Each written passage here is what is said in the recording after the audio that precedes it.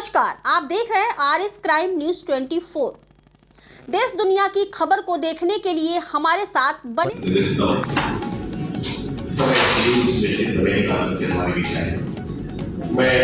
सबसे पहले मैं अपना परिचय दूं। मैं doctor Amritanshu, union Bank Backward Classes Employees Welfare association की महामंत्री। इस पत्रकार वार्ता संबोधित करने के लिए मुख्य रूप से है हमारे बीच All India Union Bank Backward Classes Employees Welfare Association. नाम और परिचय बता दें। मेरा नाम डॉक्टर अमृतांशु है। मैं Union Bank Backward Classes Employees Welfare Association Uttar Pradesh का मैं महासचिव हूँ। ये किस लिए प्रेस कॉन्फ्रेंस रखी गई है?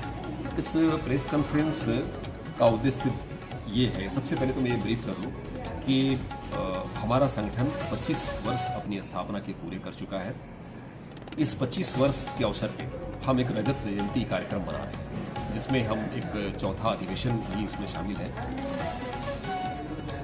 इस अधिवेशन के अवसर पे हमारे जो डिग्नेटरीज हैं, बैंक की डिग्नेटरीज है, बैंक के जो बड़े और वरिष्ठ कार्यपालकगण हैं वो भी रहेंगे, हमारे जो नगर के एडमिनिस्ट्रेटिव ऑफिसर्स हैं वो भी रहेंगे एक्चुअली। और कार्यक्रम का उद्घाटन करने के लिए हमारे राष्ट्रीय पिछड़ा वर्ग आयोग के माननीय सदस्य आदरणीय श्री वी कमल साहब यहाँ उपस्थित हुए। इस अवसर पे हमने सोचा कि हमारी जो कुछ मूल मांगे हैं जो भारत सरकार के समक्ष हम रखना चाहते हैं, इसलिए महाधिवेशन की पूर्व संध्या पे हमने इस प्रेस वार्ता को रखा है। किन किन चीज़ों पे मंथन होगा इस बैठक में? मूल रूप से देखिए, चूँकि हमारे बीच हमारे ऑल इंडिया जो बॉडी है union Bank Backward Classes Employees Welfare association के, उसके अध्यक्ष आदरणीय जी करुणानिधि भी हमारे बीच उपस्थित हैं। इन्होंने लगभग 35 वर्षों से सामाजिक जो न्याय की लड़ाई होती है इसको लड़ा है इन्होंने। जब मंडल कमीशन 8993 में लागू हुआ था, इन्होंने यूनियन बैंक ऑफ इंडिया में अपने संगठन को बनाया और एक बहुत बड़े स्तर पे हम पूरे बहुत विभिन्न करीब 12 हमारे 52 जो डिफरेंट एसोसिएट्स हैं, जिसमें गार्डियंस फैक्ट्री है, रिजर्व बैंक है, रेलवे है, LIC है, दूरदर्शन है, बैंक ऑफ बड़ौदा है, कैनरा बैंक है, PNB है, यूनियन बैंक ऑफ इंडिया है। इस तरीके से बहुत सारे ऐसे जो ऑर्गेनाइजेशंस हैं, उन सभी जगहों पे करुणानिधि ने backward Classes Employees Welfare association की स्थापना की है।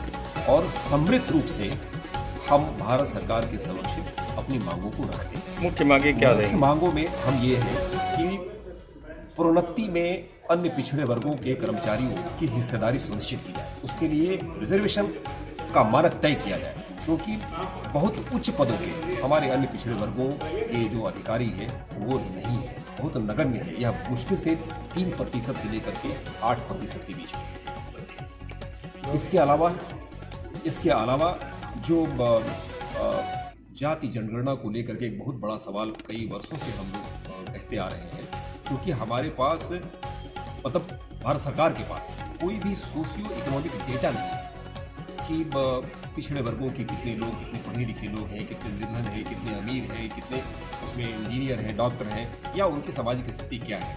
क्योंकि ऐसी स्थिति में जब भारत सरकार ने रोहिणी कमीशन बनाया, और रोहिणी कमीशन बनाने का मुख्य उद्देश्य ये था कि हम अन्य पिछड़े वर्गों के निहितार्थ जितनी जातियां हैं उनको हम सब कैटेगराइज करें, और शायद अन्य पिछड़े वर्गों में पिछड़ा वर्ग, अति पिछड़ा वर्ग और अति पिछड़ा वर्ग, ये सब 3 भागों में बांटने की कवायद चल रही है।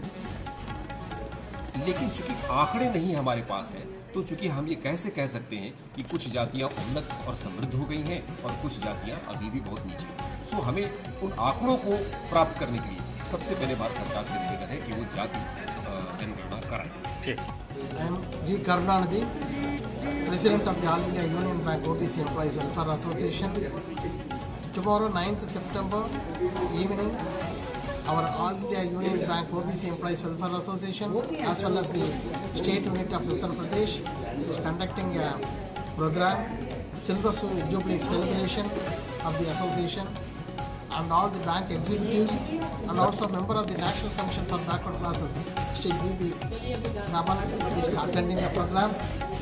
In the program, we are going to highlight and demand the union government that privatization of public sector should be stopped There should be reservation and promotion for the backward classes. The government has to conduct caste census to know the data of the backward classes and other communities. There should be reservation in private sector, and also the creamy layer concept should be completely removed till such time that 8 lakh ceiling should be increased to 15 lakhs, and also the government order depriving the backward classes from getting the OBC certificate, particularly the public sector employees, has to be totally withdrawn. These are the main demands that will be focused and highlighted